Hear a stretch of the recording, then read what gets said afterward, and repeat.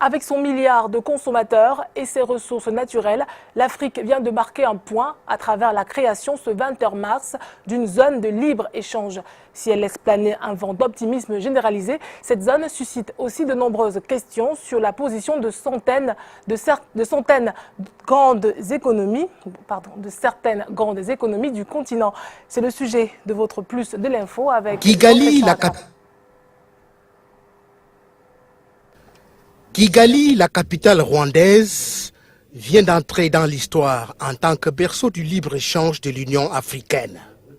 44 pays ont déjà dit oui à ce processus d'élimination graduelle des droits de douane, ce qui augure des lendemains somme toute prometteurs pour l'émancipation économique de l'Afrique. Je suis convaincu que ces entreprises qui entreprennent déjà auront véritablement pourront quadrupler, multiplier par, je ne sais pas, par 100 leur production et au vu de la qualité des produits qui sont fabriqués au Cameroun, au vu également de cette envie, de ce dynamisme, je suis convaincu que nous avons devant nous aujourd'hui un boulevard. La question est celle de ne pas perdre trop de temps au risque de trouver les autres qui auront occupé l'espace en rappelant cet adage qui veut que la terre appartienne aux premiers occupants. Troisième plus grand continent au monde après l'Asie et l'Amérique, l'Afrique s'affirme davantage comme une grosse opportunité relativement peu ou mal exploitée jusqu'ici. La création de la zone de libre-échange intercontinentale est un atout favorable pour les Africains. C'est-à-dire que ça concerne principalement les échanges inter-africains. C'est-à-dire que cette balance commerciale est autour de 16% qui représente les échanges entre les pays africains. Alors avec les échanges, avec la zone de libre-échange continentale, on aura d'ici à 2022 et à près de 60% des échanges entre ces pays qui ne représentent que 16% pour le moment. Et ça fera en sorte qu'il y aura un marché de près de 1,2 milliard qui sera disponible pour les États africains, entre eux. Bon, de manière générale, c'est toujours bien de créer une zone de libre-échange économique. Maintenant, l'Afrique est plurielle. Ça va avoir des avantages et des inconvénients. Mais ce que nous pouvons pour l'instant espérer, c'est que cette zone de libre-échange économique change la donne en Afrique. Parce qu'on ne peut pas comprendre qu'on soit le continent le plus riche du monde et en même temps quasiment le dernier de la classe partout au niveau économique. Le Nigeria, le Maroc, l'Afrique du Sud et certains poids lourds continentaux semblent pourtant se hâter lentement à prendre ce train des échanges économiques et commerciaux.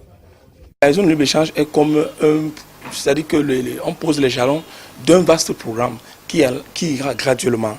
Non seulement il faudra un amendement infrastructurel, il faudra un amendement par rapport juridique, institutionnel, même économique, et les politiques par rapport à l'Union africaine et les pays États membres. La zone de libre-échange nécessite réellement des infrastructures routières et autres pour la libre circulation des biens. Interafricain, c'est très difficile pour le moment, sincèrement. On n'a pas encore atteint cet objectif. Ça nécessitera également peut-être un problème de devise en termes de monnaie. Parce que l'Union européenne, ça marche, c'est vrai, avec la monnaie unique. Mais la zone également, la zone de l'ALENA, avec les pays nord-africains, ça marche. Pourtant, ils ont des monnaies diversifiées. Il faut réfléchir à ça. Et en Afrique, il y a des économies très diversifiées. Il faudrait donc arriver à une économie complémentaire. C'est-à-dire que dans certaines zones, ça marche parce que les pays sont très complémentaires. Mais en Afrique, il y a des pays qui n'ont pas encore atteint certains seuils et d'autres l'ont atteint.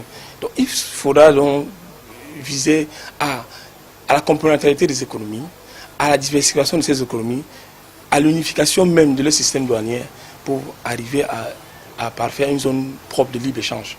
Parler d'une zone de libre-échange économique en Afrique, dans l'absolu, c'est une bonne chose. Maintenant, il faut retrousser les manches pour identifier les leviers sur lesquels il faut agir pour renforcer une véritable intégration économique. Parce que c'est une chose de créer une zone de libre-échange économique, mais c'est une autre chose de la faire fonctionner convenablement.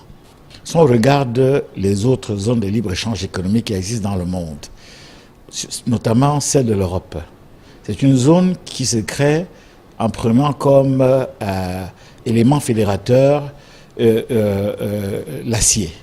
la communauté économique de l'acier et du charbon. C'est-à-dire qu'ils sont deux entités importantes pour le développement économique de l'Europe. Le charbon pour l'énergie, l'acier pour la technologie.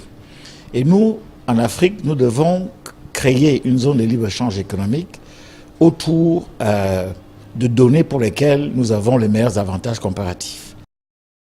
En perspective, des experts supputent déjà sur quelques goulots d'étranglement pouvant desservir la fluidité du commerce interafricain.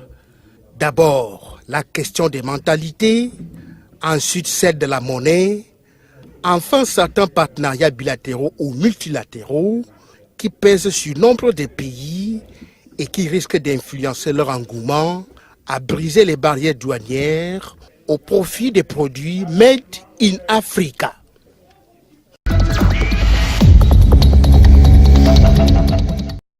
C'est sur ce que nous mettons fin à cette édition du journal. Merci de l'avoir suivi. Donnons-nous rendez-vous demain à 20 h. Excellente fin de soirée sur Canal 2 International.